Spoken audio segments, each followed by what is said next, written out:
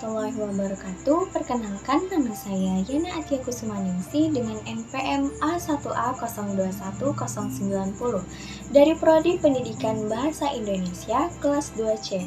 Baik, pada mata kuliah Pengelolaan Pendidikan yang diampu oleh Bapak Dr. Muhammad Kristiawan MPD, pada video kali ini kita akan membahas materi mengenai manajemen pembiayaan, sarana dan prasarana. Jadi langsung saja yuk disimak videonya. Oke, langsung saja kita masuk ke materi yang pertama, yaitu pembiayaan. Dari pendapat para ahli didapat disimpulkan bahwa pembiayaan pendidikan adalah upaya untuk mengumpulkan dana, membiayai operasional dan pengembangan pendidikan untuk meningkatkan kualitas SDM, sehingga mampu bekerja sama di lingkup lokal, regional, nasional maupun internasional. Faktor yang mempengaruhi pembiayaan pendidikan menurut Bastian pada tahun 2015 yaitu sebagai berikut. Yang pertama yaitu kenaikan harga, yang kedua yaitu perubahan relatif dalam gaji pengajar, yang ketiga yaitu perubahan dalam populasi dan kenaikannya presentasi peserta didik di sekolah negeri. Yang keempat yaitu meningkatnya standar pendidikan. Yang kelima yaitu meningkatnya usia anak yang meninggalkan sekolah. Serta yang terakhir yaitu meningkatnya tuntutan terhadap pendidikan lebih tinggi. Oke, yang kedua yaitu landasan hukum pembiayaan pendidikan. Menurut Baharudin pada tahun 2010 menyebutkan bahwa landasan hukum pembiayaan pendidikan terdiri atas yang pertama yaitu dasar yuridis, di mana di dalamnya terdapat Pancasila, Undang-Undang Dasar 1945, dan peraturan perundang-undangan. Yang kedua yaitu dasar filosofis. Seperti yang telah dikemukakan bahwa proses pendidikan tidak dapat berjalan tanpa dukungan biaya. Hal ini dikarenakan segala kegiatan yang dilakukan sekolah memerlukan dana. Hampir dapat dipastikan bahwa proses pendidikan tidak dapat berjalan tanpa dukungannya biaya yang memadai. Oke, next yaitu manajemen sarana dan prasarana. Yang pertama yaitu pengertian sarana dan prasarana. Menurut Darsini, sarana adalah segala sesuatu yang dapat dipakai sebagai alat dalam mencapai makna dan tujuan.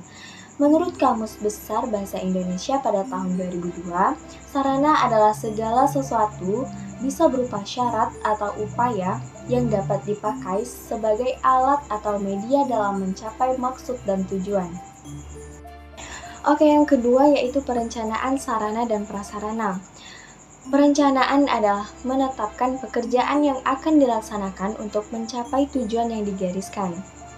Perencanaan adalah kegiatan pemikiran, penelitian, perhitungan, dan perumusan tindakan-tindakan yang akan dilakukan di masa yang akan datang, baik berkaitan dengan kegiatan-kegiatan operasional dalam pengadaan, pengelolaan, penggunaan, pengorganisasian, maupun pengendalian sarana dan prasarana. Yang ketiga yaitu tujuan dan manfaat perencanaan sarana dan prasarana. Pada dasarnya, tujuan diadakannya perencanaan sarana dan prasarana itu yaitu yang pertama untuk menghindari terjadinya kesalahan dan kegagalan yang tidak diinginkan. Yang kedua yaitu untuk meningkatkan efektivitas dan efisiensi dalam pelaksanaannya. Manfaat diadakannya perencanaan sarana dan prasarana, yaitu yang pertama dapat membantu dalam menentukan tujuan, yang kedua meletakkan dasar-dasar dan menentukan langkah-langkah yang akan dilakukan, yang ketiga yaitu menghilangkan ketidakpastian, serta yang keempat yaitu dapat dijadikan sebagai suatu pedoman atau dasar untuk melakukan pengawasan, pengendalian, dan bahkan juga penilaian agar nantinya kegiatan dapat berjalan secara efektif dan efisien. Oke, yang keempat yaitu persyaratan perencanaan sarana dan prasarana. Perencanaan pengadaan sarana dan prasarana pendidikan persekolahan harus dipandang sebagai bagian integral dari usaha peningkatan kualitas proses belajar mengajar. Juga, perencanaan harus jelas. Untuk hal tersebut, maka kejelasan suatu rencana dapat dilihat pada yang pertama, yaitu tujuan dan sasaran atau target yang harus dicapai serta ada penyusunan perkiraan biaya atau harga keperluan penggandaan.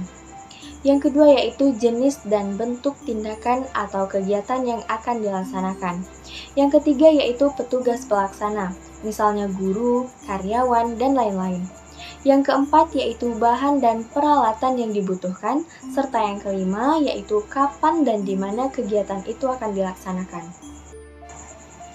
Berdasarkan atas kesepakatan dan keputusan bersama dengan pihak-pihak yang terlibat dalam perencanaan, mengikuti pedoman atau standar jenis, kuantitas dan kualitas sesuai dengan skala prioritas, perencanaan pengadaan sesuai dengan playfoot anggaran yang disediakan, mengikuti prosedur yang berlaku, mengikut sertakan unsur orang tua murid, fleksibel dan dapat menyesuaikan dengan keadaan, perubahan situasi dan kondisi yang tidak disangka-sangka, dapat didasarkan pada jangka pendek 1 tahun, jangka menengah sekitar 4-5 tahun, serta jangka panjang 10-15 tahun. Oke, selanjutnya yaitu pemeliharaan sarana dan prasarana. Untuk mengoptimalkan usia pakai peralatan, hal ini sangat penting terutama jika dilihat dari aspek biaya. Karena untuk membeli suatu peralatan akan jauh lebih mahal jika dibandingkan dengan merawat bagian dari peralatan tersebut. Untuk menjamin kesiapan operasional peralatan untuk mendukung kelancaran pekerjaan sehingga diperoleh hasil yang optimal. Untuk menjamin ketersediaan peralatan yang diperlukan melalui pengecekan secara rutin dan teratur, serta untuk menjamin keselamatan orang atau siswa yang menggunakan alat tersebut. Oke teman-teman, mungkin itulah tadi penyampaian materi yang dapat disampaikan dalam video kali ini. Terima kasih sudah menonton video ini hingga akhir. Sampai ketemu di video selanjutnya.